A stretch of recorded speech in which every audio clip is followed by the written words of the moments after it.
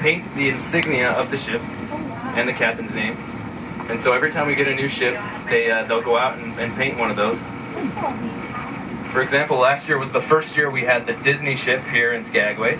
And right up here, coming up here in a little bit, you'll be able to see the one they painted. They painted the little mouse ears, the name of the ship, the captain's name, the year, 2011, which was last year. Yep. Now, they say that the higher up on the rocks that the crew paints the insignia of the ship, the more respect they have for the captain. So when the tide gets a little lower, you guys will be able to see your ship.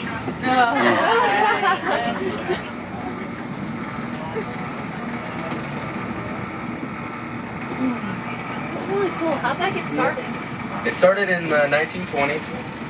And they've done it ever since. They just, whenever the new ship comes in, they go up there and paint the logo. And what about the skull? What? Oh, the skull. That's actually really cool. It's someone went up and painted that. It's Soapy. It's supposed to be the skull of Soapy Smith, and I'll tell you a little bit about him later. The play you're gonna watch, the play you're gonna see later is actually it's mostly about Soapy Smith. Okay, over here on the right, there's the Disney ship. Okay.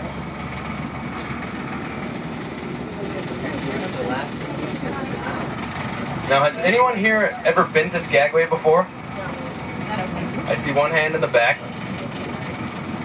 A couple hands over here. Now, Skagway was originally founded in 1887. It was a Canadian steamboat captain named William Moore.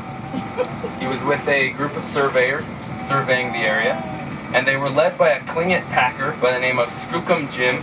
Now, the Tlingits were one of the native tribes of the area.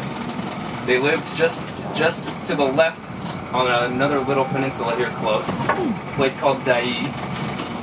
And they called this valley here, they called it Skagway, which in their language means home of the north wind. I think we're all feeling that north wind a little bit today, aren't we? Yeah. Now, William Moore, he returned to the valley the following year with his family and some friends. He established a town, he called it Mooresville.